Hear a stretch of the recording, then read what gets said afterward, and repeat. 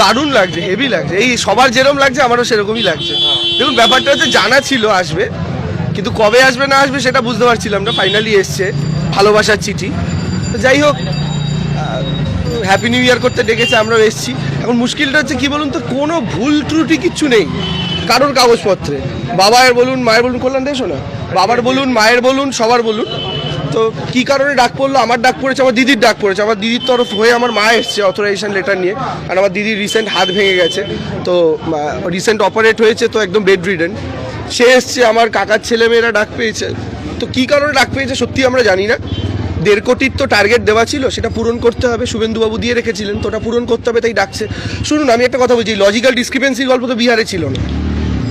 7 জন সন্তান জনই যদি একজন বাবাকে বাবা বলে চিহ্নিত করছে, বলছে লজিক্যাল ডিসক্রিপেন্সি। আমাদের বাবাদের সময় আমার বাবারা হচ্ছেন 6-7 ভাই বোন ঠাকুমার সন্তান সন্ততি হিসাবে। আমার ঠাকুমাদের জেনারেশনে 5-7 সন্তান হতো, আমাদের মা বাবাদের জেনারেশনে 2 কি 3, আবার আমাদের জেনারেশনে যাদের সন্তান সন্ততি হচ্ছে 0 বা 1, এটা হচ্ছে অঙ্ক। তো এখন আজকের জেনারেশনে আপনি যদি বিহারে যান, আজকের জেনারেশনেও 5-6টা সন্তান হচ্ছে। তো যে বিহারে ফার্টিলিটি রেট সবচাইতে বেশি, সেই বিহারে যখন SIR হলো, তখন তো আপনি এই লজিক্যাল ডিসক্রিপেন্সি রাখলেন না। ওখানে তো 3 পুরুষ আগে 10-12টা বাচ্চা, এই জেনারেশনও 5-6টা বাচ্চাকে একজনকে বাবা বলে দাগাচ্ছে। তো সেখানে লজিক্যাল ডিসক্রিপেন্সি রাখলেন, এখানে রাখলেন নামের। সব নিয়মটাই তো বাংলার জন্য আলাদা করে। শুনুন, বিহারে নিয়ম ছিল যদি কারোর নামের মিস্টেক হয়, তাহলে BLOরা যদি অ্যাপ্রুভাল দিয়ে দেন, তাহলে সেটা আর তাদেরকে ডাকার প্রয়োজন নেই। এখানে তো BLOদের হাত থেকে ক্ষমতা কেড়ে নিয়েছে, BLOরা অ্যাপ্রুভাল দিলেও ডাক পাবেন না। আমার ধরুন পদবী দেবাংশু ভট্টাচার্য, আমি কোনো বানানে জফলা আছে, কোনো বানানে জফলা নেই, তো একটা জফলা ঠিক করে দেবে আমি বাংলাদেশি না ভারতীয়, একটা জফলা ঠিক করে দেবে আমি রোহিঙ্গা না ভারতীয়। তো এই যে মুশকিলের জায়গাটা, এগুলো তো BLOদের হাতে পাওয়ার ছিল বিহারেও, কেন বাংলাতে সেই ক্ষমতাটা BLOদের হাত থেকে কেড়ে নেওয়া হলো? একটা নিয়ম তো আছে যেটা জানা যায় যে এইভাবে যদি আস্তে আস্তে যদি পুরো ভোটারকে বানচাল করা যায় এবং সময় মতো ভোট না হলে একদম রাষ্ট্রপতি শাসন, এটা কি সেই দিকে এখনো? অ্যাবসলিউটলি তাই। কারণ দেখুন, এই যে জিনিসগুলো ওনারা করছেন, এটা করতে করতে অলরেডি আমরা প্রথম থেকে দাবিটা কি করেছিলাম, মমতা বন্দ্যোপাধ্যায় কোনোদিন SIR এর বিরোধিতা করেননি। তিনি বলেছিলেন এটা 2 বছরের প্রসেস, এটাকে 2 মাস টাইম নিয়ে করবেন না, সময় নিয়ে করুন। আপনি বলুন 2024-এর লোকসভা নির্বাচন মিটে গেছে, তারপরে এরা জয়নগরের মোয়া বানাচ্ছিল বসে বসে, নাকি আমসত্ত্বের নাড়ু তৈরি করছিল, কি করছিল? কেন 2024 লোকসভা নির্বাচনের পর করা শুরু হয়নি? তাহলে তো 2 বছর টাইম পাওয়া যেত, মানুষের এত হ্যারাসমেন্ট হতো না, টাইম নিয়ে রাখতে পারতেন, এক একটা জায়গায় এত লম্বা লম্বা লাইন পড়তো না, 10টা-20টা করে মানুষ নিয়ে এক এক দিনে হিয়ারিং হতো। কিন্তু আজকে আপনারা 2 মাস টাইম নিয়ে 1.5 কোটি মানুষকে হ্যারাস করা কি করে সম্ভব? আর যারা এই সরকারি প্রসেসের সঙ্গে যুক্ত তারাও তো মানুষ, BLOরাও তো মানুষ, তারাই বা কত প্রেশার নেবেন? একজন BLOর ঘরে 900 জন 1000 জন করে ভোটারের দায়িত্ব, আপনারা কল্পনা করে দেখুন। তো এই যে প্রসেসটাকে একটা হচপচ করে দেওয়া চক্রান্ত এই কারণে, কারণ এসব করতে গিয়ে যত প্রসেস ডিলে হবে, তত নির্বাচনের সময়সীমা পেরোবে, আর একটা টাইমের পর বলবে রাষ্ট্রপতি শাসন জারি করে ইলেকশন করো, যেটা শুভেন্দুবাবুদের আগাগোড়া উদ্দেশ্য ছিল।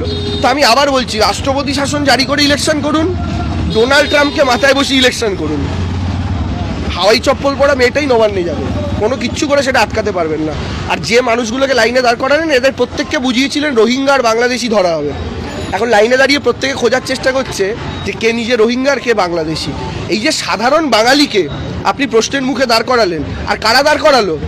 গুজরাটে বসে থাকা 2 ভাই, স্বাধীনতা সংগ্রামে যাদের পার্টি ব্রিটিশদের দালালি করেছিল, তারা স্বাধীনতা সংগ্রামে ভারতবর্ষকে স্বাধীন করার জন্য সবচেয়ে বেশি প্রাণ আর রক্ত ঝরানো এই বাঙালিকে আঙুল দেখিয়ে আজকে বলছে যে বল বাঙালি তুই ভারতীয় না বাংলাদেশি।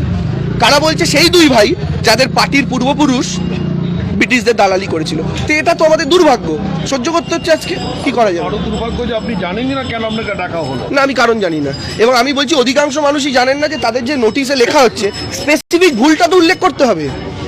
যে ধরুন আমার পাড়া থেকে একজন এসছে, তার বাবার নাম হচ্ছে নকু, কোনো একটা ডকুমেন্টে নকুল রয়েছে, ওই ভুলের জন্য কে ডেকেছে, তো ওটা ফর্মে কেন মেনশন করা হবে না তোমার বাবার নাম? এটা কি লজিক্যাল ডিসক্রিপেন্সি বলছে? এই যে হ্যাঁ, মানে লজিক্যাল ডিসক্রিপেন্সির নামে তো এই জিনিসটাই করা হচ্ছে। আসলে লজিক্যাল কিছু না, পুরোটাই ইললজিক্যাল, পুরোটাই। আসলে দেখুন, 10 জন ভোটারকে যদি ডাকা হয়, তার মধ্যে ধরুন 2 জন মানুষ কাজকর্মের জন্য হাজিরই হতে পারলো না, ন্যাচারালি 2টো নাম কেটে গেল। এবার বাকি 8টার মধ্যে ওরা এদিক ওদিক করে আরও 2টো নাম কাটবে, 2 4টে কেটে গেল, আর একটা নাম ধরুন ন্যাচারালি বাদ পড়লো, তো 50% ভোটার তো এখানেই বাদ চলে গেল, 50% ভোটার তো এখানেই বাদ চলে গেল। আর 50% ভোটার যদি বাদ চলে যায়, সুবিধা কাদের হবে? আপনারা কল্পনা করুন না। নির্বাচন কমিশনের কাজ হচ্ছে ইনক্লুশন, কিন্তু বর্তমান নির্বাচন কমিশন এক্সক্লুশনের পক্ষপাতী, এই জিনিসটাই তো দেখা যাচ্ছে।